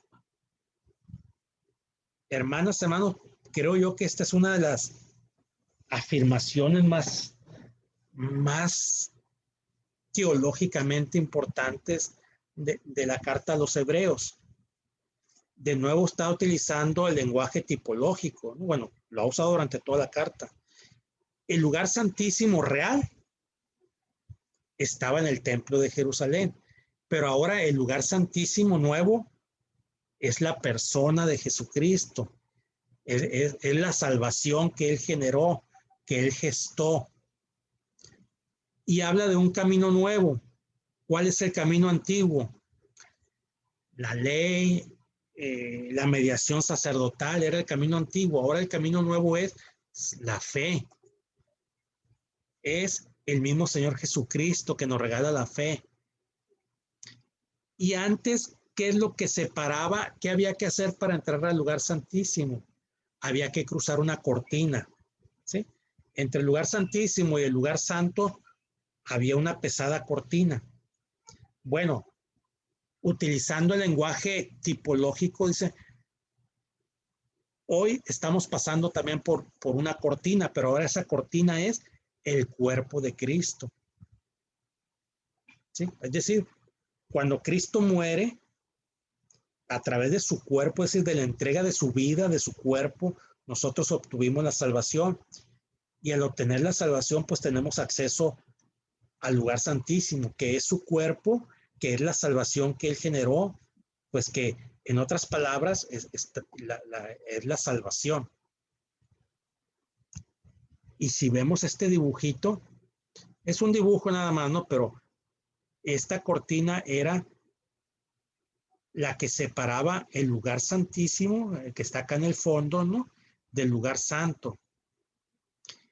Y este autor probablemente, no es seguro, pero podemos conjeturar que conoció el Evangelio de Marcos, por ejemplo, donde, ¿se acuerdan cuando el Señor Jesucristo muere? Hay muchos fenómenos, incluso en la naturaleza, eclipses, terremotos, y uno de los fenómenos es que la cortina del templo se desgarra en dos, de arriba hacia abajo, no de abajo hacia arriba, es decir, como del cielo hacia la tierra. Entonces, en los primeros teólogos del Nuevo Testamento siempre entendieron pues que ese desgarrar de la cortina esa cortina representa a Cristo cuando su cuerpo se desgarra, cuando Él muere, nos abre el camino pues a la gracia, a la salvación. Por eso es esta idea tipológica la que está utilizando aquí el autor de la carta a los hebreos. Él nos ha abierto a través de la cortina, es decir, a través de su cuerpo, a través de su muerte pues y resurrección. Es como si la cortina física del templo se desgarra y ahora no es el sumo sacerdote el que entra al lugar santísimo, sino todos los que aceptamos que la muerte y resurrección de Cristo nos salva. ¿Verdad? Entonces, hermano, ahora nosotros vivimos en el lugar santísimo, o más bien tenemos acceso al lugar santísimo, que es la fe, que es el Señor, que es la salvación, que es la gracia que hemos recibido. Es una idea teológica maravillosa, ¿no? Muy, muy importante, muy, no sé, a mí me llena de fervor, fortalece mucho, mucho mi fe. En sexto lugar, la esencia de Jesucristo no cambia. Es otra de las grandes enseñanzas de esta carta. ¿Pero por qué lo dice? Pues acuérdense que lo que está trabajando el autor, ¿no? Mostrando la grandeza del sacerdocio de Jesucristo. Los antiguos sacerdotes cambiaban, se renovaban cada año, cada vez que moría. El sacerdocio cambiaba. Pero dice aquí la carta a los Hebreos, Jesucristo es el mismo ayer y hoy y por los siglos. Nuestro sumo sacerdote no cambia, no es voluble. Las condiciones para estar en él, para recibir sus beneficios, no cambian. Pues no es que ahora estemos en la gracia y mañana a lo mejor no, y que tal vez más adelante Jesucristo va a establecer otras normas de relación con el ser humano. No, no cambia, pues la salvación es ya para siempre. ¿Sí? Entonces, si nosotros viviéramos, hermanos y hermanas, con este versículo en nuestra mente, pues sería maravilloso, ¿no? Que nos despertáramos o nos acostáramos cada día pensando que Jesucristo es el mismo ayer y hoy y por los siglos, pues sería una dinamita espiritual, ¿no? Para nuestro diario vivir. ¿Sí? Los seres humanos nos lo hemos imaginado de muchas formas, los artistas lo han representado con muchos rasgos, ¿verdad? Pero la esencia de Jesucristo es la misma y es para siempre.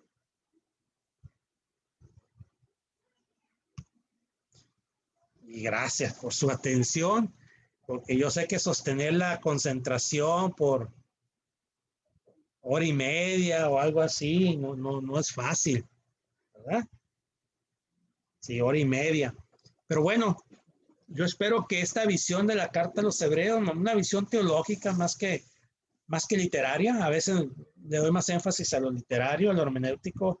Ahora me fui más por lo teológico, porque es una carta profundamente teológica y muy rica, muy importante, les haya servido, ¿no? Bueno, para fortalecer su fe, para entenderla mejor, para poder predicarla o enseñarla también desde estas dimensiones tan bonitas, tan maravillosas, ¿no? Yo creo que es un documento realmente maravilloso.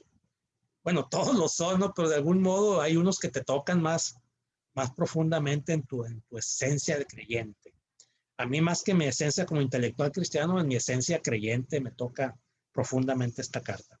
Bien, tenemos casi una media hora, mis hermanas, mis hermanos, así es que, como dice un canto que me fascina, la palabra es de ustedes, me callo por pudor. Profesor, buenas noches. Adelante, pastor. Leo, adelante. Interesante las visiones de Jesús y las teologías que se van construyendo en las primeras comunidades. Cuando leemos el Evangelio de Mateo, allí vemos cómo se rescata la figura de Jesús descendiente de David y se va a predicar del reino y se ve a Jesús como el descendiente de ese linaje. Jesús viene a construir ese reino. Y los sacerdotes son los que matan a Jesús. La visión que se tiene aquí de los sacerdotes es un poco negativa. Nos vamos a otra comunidad donde posiblemente son una comunidad cristiana de solo judíos, no se mencionan los gentiles. Y allí se va a rescatar o se va a construir la figura de Jesús como sumo sacerdote. ¿No? Como que le cambian la jugada ahora en esta comunidad. Para Pablo, Jesús es el Curios, el Señor, y ofrece el perdón, ofrece vida nueva y llama a una ética diferente. Acá lo que estamos leyendo es Jesús que nos santifica. Lo veo una santidad cultural, una santidad en el culto. Veo una ética que nace de esa adoración. Interesante, ¿no? Cómo las diferentes liturgias también se llevan a cabo en cada una de estas comunidades. De acuerdo a cómo cada comunidad concibe a Jesús, también va a elaborar su propia liturgia. Me gustaría escuchar su comentario. ¿Cómo usted ve la relación de estas comunidades? ¿Cómo coinciden en su fe, en su cristianismo, cuando tienen diferentes visiones de Jesús? Sí, Pastor Leo, es muy importante tratar de comprender históricamente el desarrollo de estas comunidades y la composición interna, ¿no? Creo que son dos factores muy valiosos para entender su teología. En el caso de estas comunidades, bueno, primero el caso de las comunidades paulinas, Pablo era un judío de la diáspora y que se movía básicamente entre judíos muy helenizados y entre temerosos de Dios, es decir, paganos con simpatía por el judaísmo. Entonces, dominaban en las comunidades de Pablo la gente que no era estrictamente judía, ¿sí? O eran judíos, sí, de la diáspora, es decir, mucho más abiertos, con más contacto con el mundo exterior, o con paganos que simplemente tenían simpatía por el judaísmo. Este era el público, por decirlo de algún modo, del apóstol Pablo. Y en la misma formación de Pablo, que era un teólogo muy abierto, que conocía mucho de la cultura helénica, para él es más fácil desarrollar o explicar a Cristo desde el concepto del Kyrios, ¿verdad? O de Kyrios, del Señor, es decir, de un Dios dominante, de un Dios superior al cual hay que someter todos los poderes humanos y divinos, se someten al Kyrios o al Señor. Entonces, por eso es el énfasis de Pablo.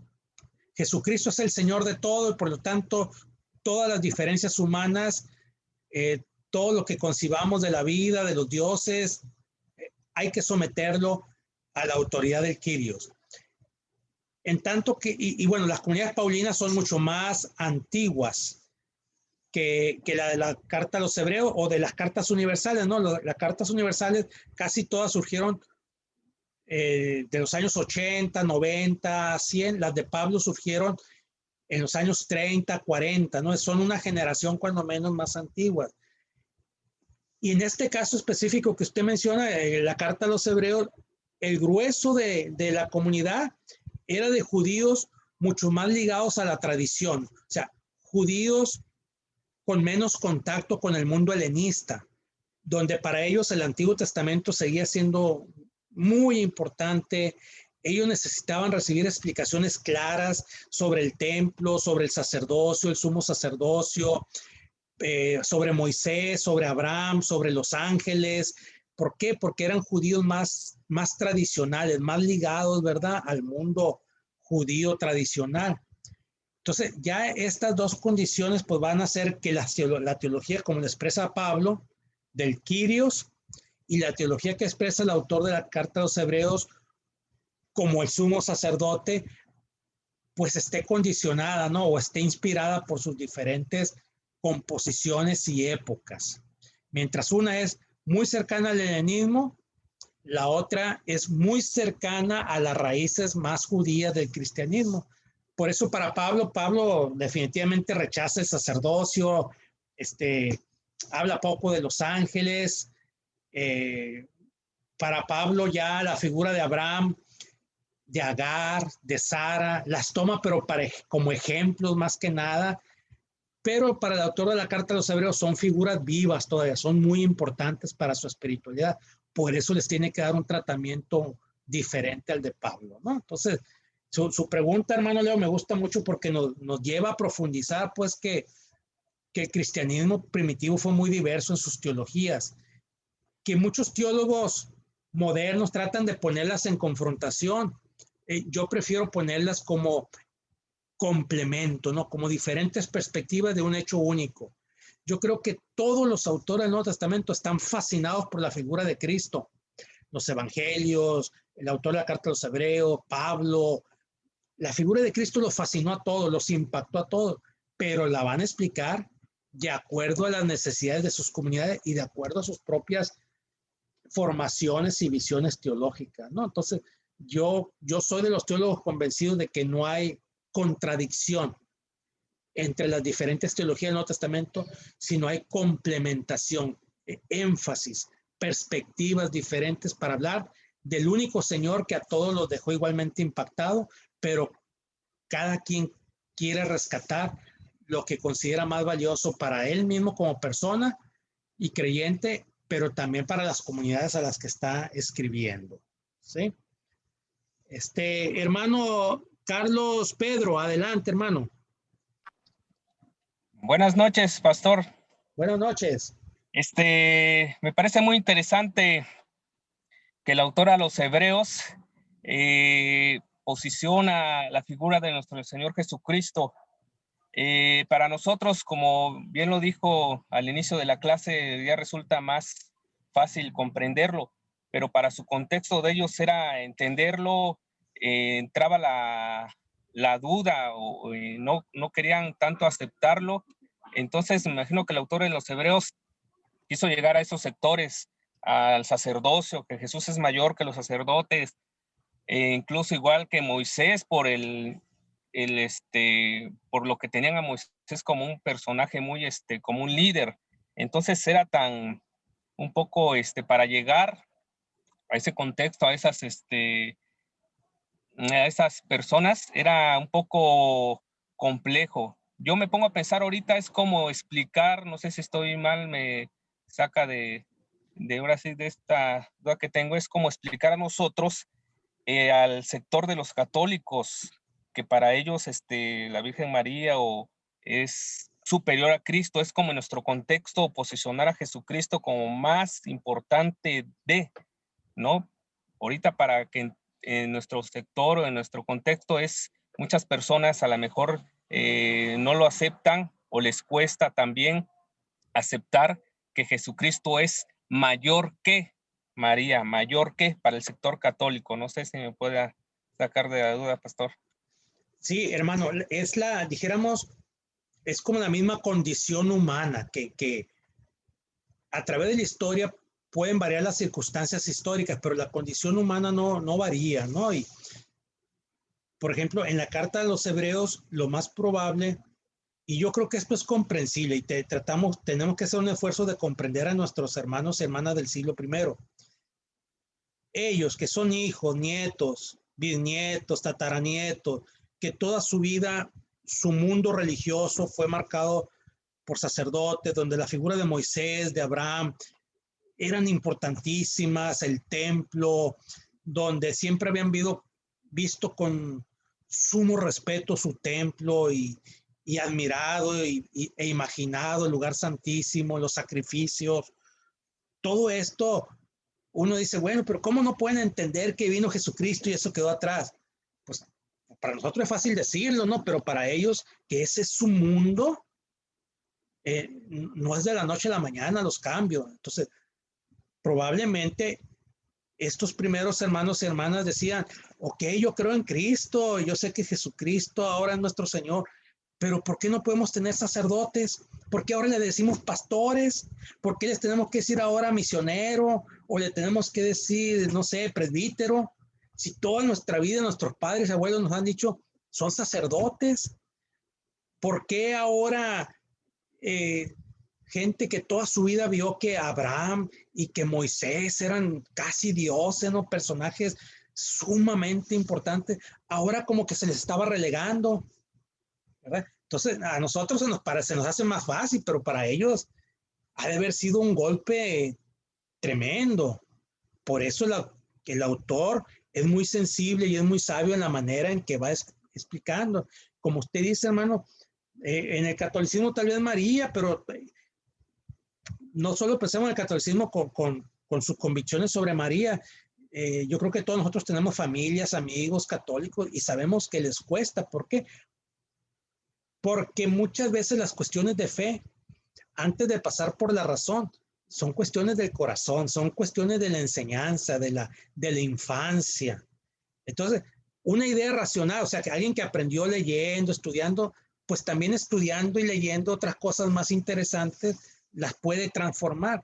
Pero cuando alguien desde niño, desde niña, fue educado en cierto sistema, con ciertas imágenes, ciertos valores, y uno les quiere cambiar la idea en la cabeza, pero en el corazón están tan asentadas, cuesta más el cambio, ¿no? O sea, yo estoy seguro que en muchas comunidades evangélicas hay gente que en su corazoncito se les mueve todavía algo cuando escuchan hablar de María o de la Virgen de Guadalupe, ¿verdad? Porque racionalmente ya son protestantes, ya son evangélicos, pero en su corazoncito algo quedó, ¿verdad? Alguna raíz, alguna experiencia, las emociones están ahí todavía, ¿sí? Yo le voy a hacer una confesión aquí y espero su absolución. Para mí una de las cosas, una de las obras musicales que más me encantan y me emocionan es el Ave María de Schubert, ¿verdad? Me encanta, me conmueve. Dije, si yo fuera católico, todos los días la escuchara. Pero es la belleza y la emoción que transmite. Yo no creo en María en el sentido católico, ¿no? Yo admiro mucho a María, la Madre de Jesús, ¿no? En la Biblia. Pero yo digo, si yo fuera católico, esta canción la trajera en el auto y en mi casa, en todas partes, por la emoción, la espiritualidad que transmite, ¿verdad? Yo provengo de un hogar católico, yo soy convertido al pentecostalismo a los 18 años, ¿no? Pero mi madre es guadalupana, en su ramada tiene la Virgen de Guadalupe y ella se llama Guadalupe, mi hermana mayor se llama Guadalupe. Entonces, a mí me ofende cuando ofenden la fe católica, pues porque yo sé que más allá de la razón, que yo no comparto con ella, trato de entender un sentimiento, ¿no? Entonces, esto es así, hermanos, hermanas, en la fe, ustedes y yo somos profesores, somos lectores, estamos acostumbrados a racionalizar y qué bueno, pero el asunto de la fe también pasa por algo que la razón no entiende, ¿no? Que son las cuestiones de la emoción, de la educación, de cosas mucho más invisibles, pero que causan algo en el ser humano. Entonces, hermano, yo pienso eso, ¿no? Hay que seguir hablando y dando nuestra posición al catolicismo y a cualquier otro sistema, pero pensemos eso, la compasión debe estar siempre presente, o sea, evangelicemos con compasión, no tratemos de destruir, sino aportar, enriquecer a la gente, y ya ellos solitos se van a ir reubicando en sus convicciones, ¿sí? Sí, adelante, hermano Carlos. Era todo, pastor. Ok, gracias hermano. Sí. No sé si hay alguna otra intervención, hermanas, hermanos, antes de despedirnos. Hermano Lemuel, adelante. No sé si lo voy a meter en camisa de 11 varas, pero ya estoy acostumbrado, hermano. Ahora que estábamos viendo que la aplicación o la interpretación o reinterpretación del autor de la carta a los hebreos es tipológica, me vino a la mente estudios recientes o ensayos recientes, ¿no? Que proponen que el trabajo de los autores del Nuevo Testamento no era interpretar tipológicamente, sino que tenían más bien otros métodos, ¿no? El midrashico, y se inventaban ahí que lo aplicaban a Jesús a nuestros lentes pseudoacadémicos muy forzadamente, ¿no? Sí. Entendiendo, ¿verdad? Que hay aplicaciones así muy exageradas, ¿no? De la onda tipológica en algunos sectores evangélicos. ¿Cuál sería su apreciación general, no solo de Hebreos necesariamente, sobre cómo usaban los autores del Nuevo Testamento el Antiguo Testamento? Si era así tipológico, o si veían una narrativa continuada, o cómo entenderían ellos el Antiguo Testamento. Sí, excelente pregunta, mi hermano.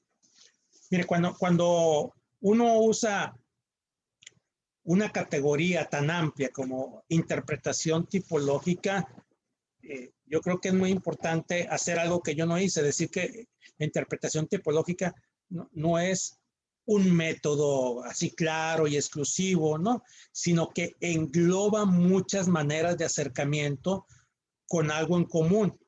Algo antiguo tiene un significado para algo actual, ¿verdad? Y en ese sentido, yo sigo creyendo que los autores del Nuevo Testamento usan un método tipológico, pero no es un método académico, pues que se aprende. Ok, voy a publicar un método para entender el Génesis o para entender el Salmo 23.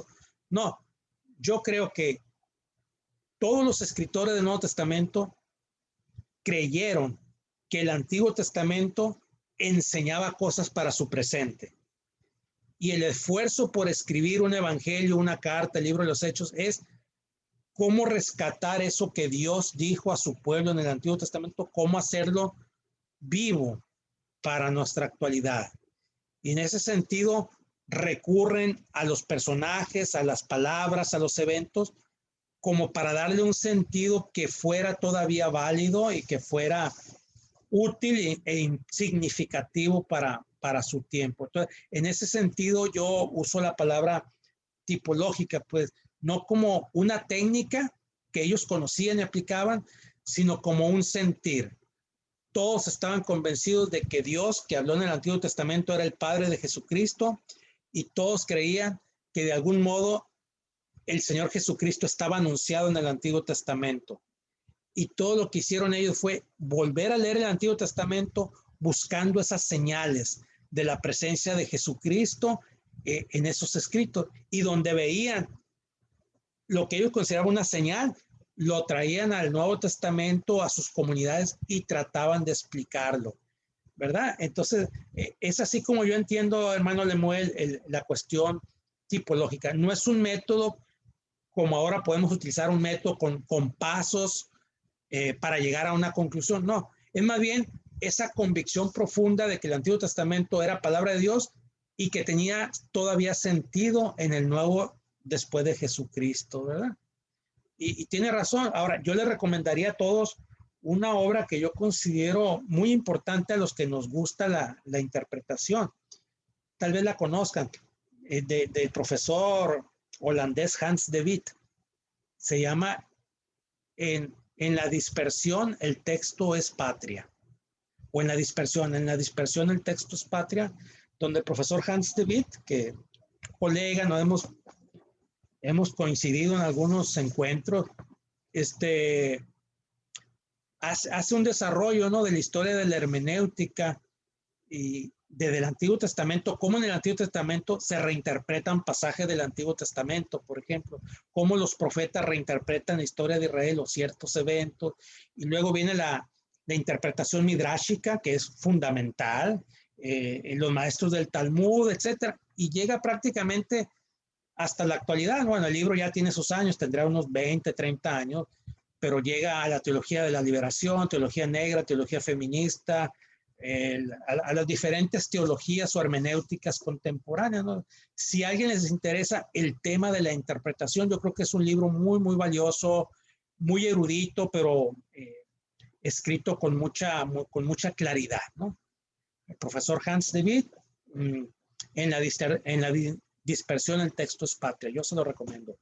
Bien, no sé si habría algún otro comentario o aporte.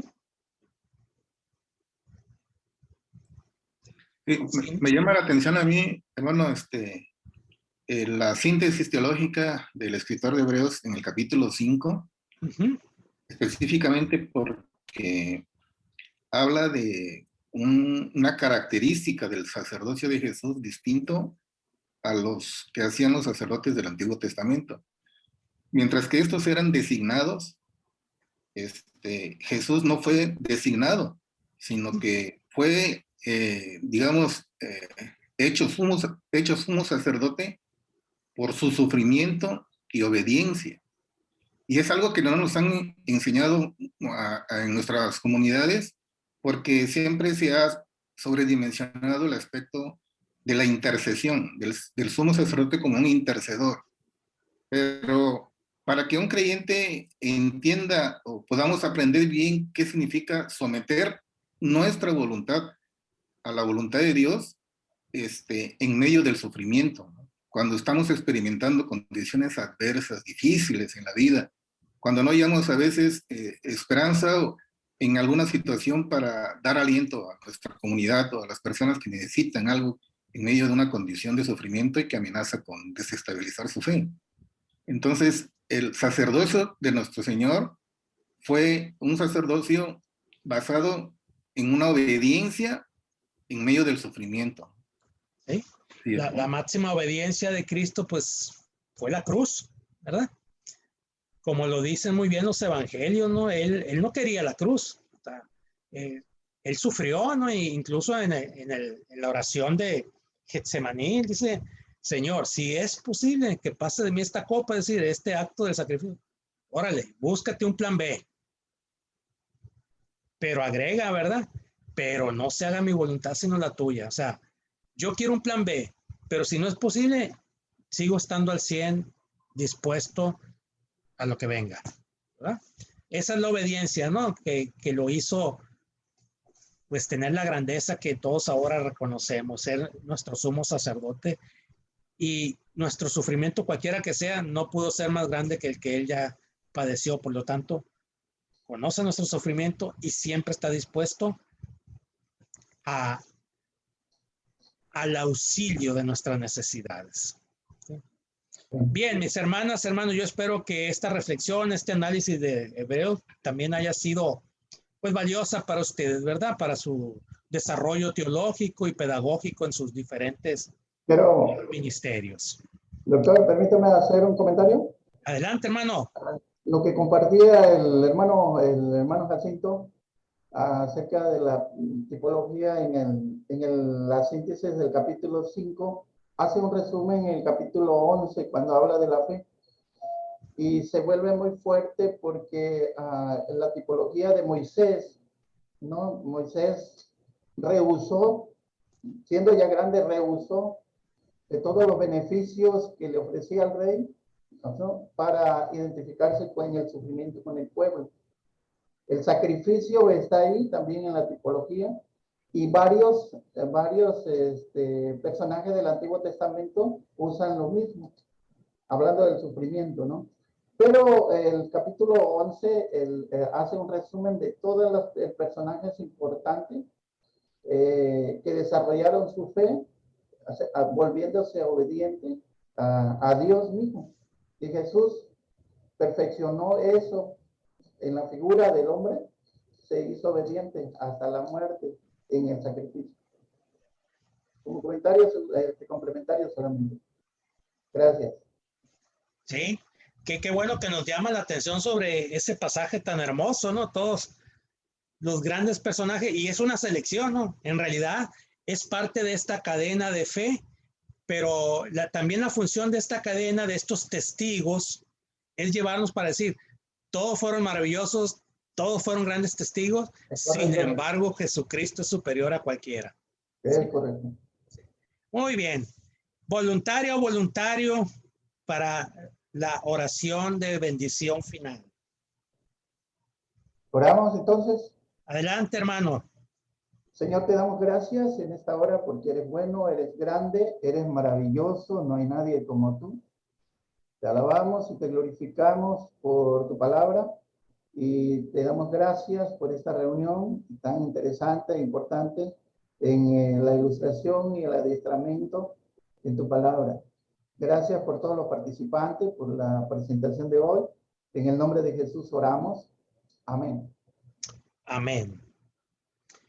Pues bendiciones, hermanas, hermanos. Si Dios quiere, en una semana